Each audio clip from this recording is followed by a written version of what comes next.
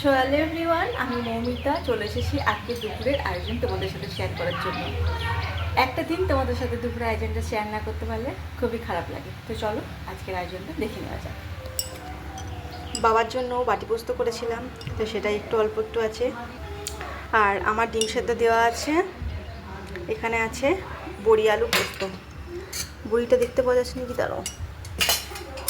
এখানে আছে আমার বড়ি আলু পোস্ত, কম্পালসারি ভাত।